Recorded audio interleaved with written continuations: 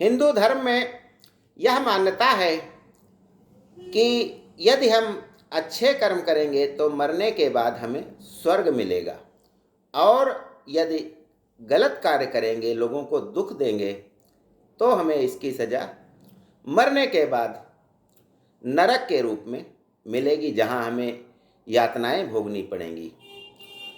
तो एक ऐसा ही नरक अंग्रेजों ने भी बनाया था, और वह उनके लिए था जो भारत को आज़ाद कराने के लिए बिगुल बजाते थे, आज़ादी के लिए अंग्रेज़ों से लड़ते थे। इसके इतिहास में हम आज ज्ञान गंगा के इस 3 पत्ती कार्यक्रम में जाएंगे और देखेंगे कि वह कौन सा नरक था जो अंग्रेज़ों ने यहाँ बनाया था। इसका इतिहास सन 1857 के प्रथम स्वतंत्रता संग्राम से प्रारंभ होता है। उस समय अंग्रेज़ों ने जो भी क्रांतिकारी थे, जो भी आज़ादी के लिए लड़े, उन लोगों को पकड़ पकड़ करके फांसी पर लटका दिया। पेड़ों पर फांसियाँ दी गई, क्योंकि इतने फंदे नहीं थे फांसी के, और तोपों के आगे बांध करके उनको गोले से उड़ा दिया गया। लेकिन जब किसी विद्रोह को दबाया जाता है तो लोग और आगे आते हैं, और स्वतंत्रता का जो बिगुल था उसे और बजाने का प्रयास किया जब लोगों ने, तो 1858 में 1000 आदमियों, स्वतंत्रता संग्राम सेनानियों को लेकर के एक जहाज सुदूर पानी में अंडमान निकोबार द्वीप में उतरा, और वहाँ उन लोगों ने लकड़ियाँ काट करके अंग्रेज़ों के लिए घर और कार्यालय बनवाए। इन लोगों से बहुत कठिन काम लिया जाता था। सन 1896 से 1906 तक यहाँ पर एक जेल का निर्माण हुआ, जिसे सेल्युलर जेल कहा गया, क्योंकि इसमें सेल होते थे। इसमें स्वतंत्रता संग्राम सेनानियों को ला करके तरह तरह की यातनाएं दी जाती थीं। जब वीर सावरकर को 50 साल की काला पानी की सजा हुई तो उन्हें भी इसी सेल्युलर जेल में ले जाया गया, जिनको देख करके जेलर डेविड बेरी बोला कि इस नरक का ईश्वर मैं हूं, और उनको वहीं बंद कर दिया गया। काला पानी से क्यों कहते हैं? क्योंकि हिंदुओं की एक मान्यता है कि जो समुद्र पार कर लेता है उसका धर्म भ्रष्ट हो जाता है, और जो यहाँ जाता है वह वापस तो मुश्किल से ही आ पाता है। तभी तो कुल 80,000 लोगों को काला पानी की सजा दी गई, जिसमें से मात्र 30,000 ही वापस आए। बाकी 50,000 कहाँ गए, इनका कोई प्रमाण नहीं है कि वे क्या किए गए। उनके साथ अमानवीय यातनाएं दी गईं और उन्हें मार डाला गया।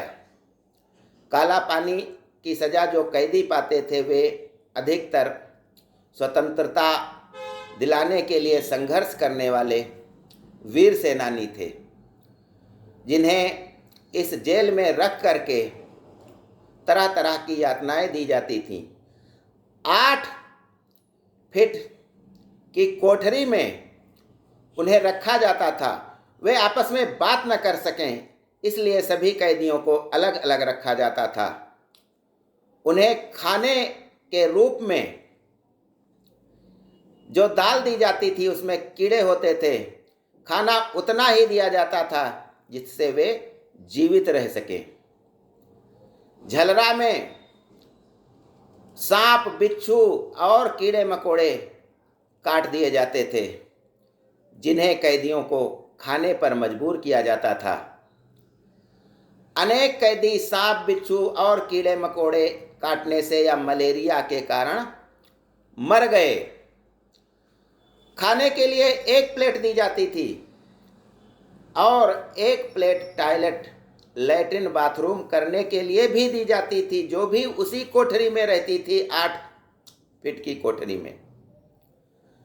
जब रात या दिन को कैदियों को लैट्रिन या पेशाब जाना होता था तो इसी दूसरी टोकरी में वे करते थे, जिसके कारण टोकरी छोटी होने के कारण इधर उधर उनका मल मूत्र भी फैल जाता था।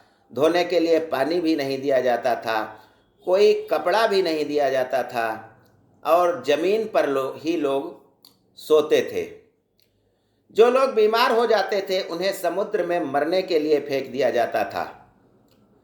यहाँ से भाग पाना तो नामुमकिन ही था और इसके अलावा केवल 4 घंटे 24 घंटे में सोने के लिए मिलते थे। 10 लीटर तेल, कड़ुआ तेल कोल्हू में पेर करके निकालना होता था कैदियों को, लेकिन बैल नहीं होता था, कैदियों को अपने हाथ से कोल्हू चलाना पड़ता था। इसके अलावा 4 लीटर नारियल का जूस भी निकाला जाता था, नारियल की रस्सी भी बनाई जाती थी उनसे। जो लोग 10 लीटर तेल नहीं निकाल पाते थे उन्हें हथकड़ियों में बांध करके छत से उल्टा लटका दिया जाता था और नीचे से कोड़े बरसाए जाते थे। 2-3 दिन तक उल्टा लोग लटके रहते थे और यदि कोई मर गया तो उसे समुद्र के पानी में फेंक दिया जाता था। जब वीर सावरकर के बारे में लोगों ने, वहाँ के जेलर ने जो भी अध्ययन किया कि यह राजनीतिक कैदी है, फिर भी उनको और ज़्यादा उत्पीड़ित किया गया। बात बात पर कोड़े बरसाए जाते थे और उनके पड़ोस की कोठरी में लोगों को ला ला करके फांसियां दी जाती थीं।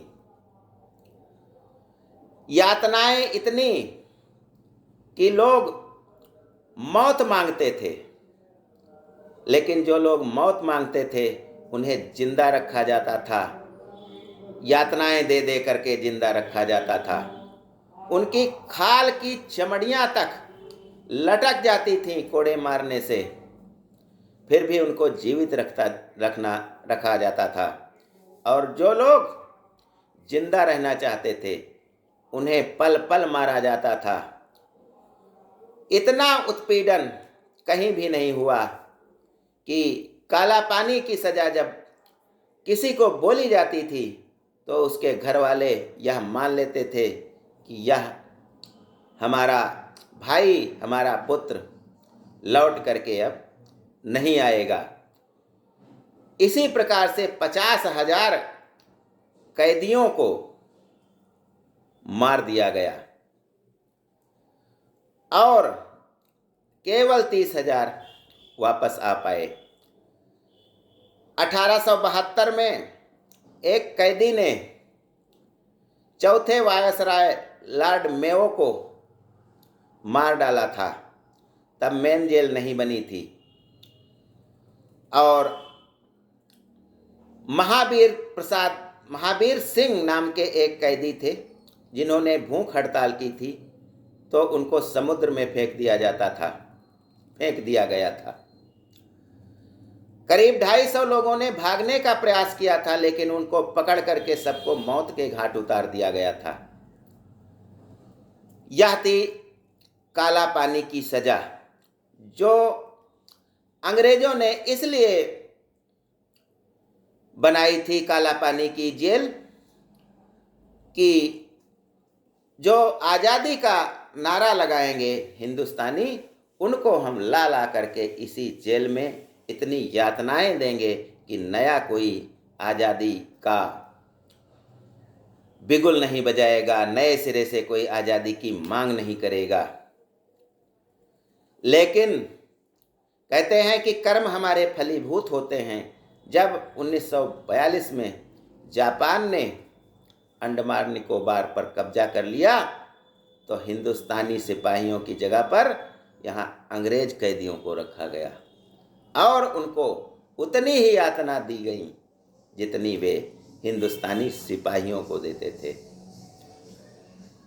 एक बीच में टावर था जहाँ से 7 रोज निकलती थी और टावर पर एक घंटा बंधा था जो परेशानी के समय, चेतावनी देने के समय, उठने के लिए, कैदियों को उठाने के लिए, जगाने के लिए प्रयोग किया जाता था।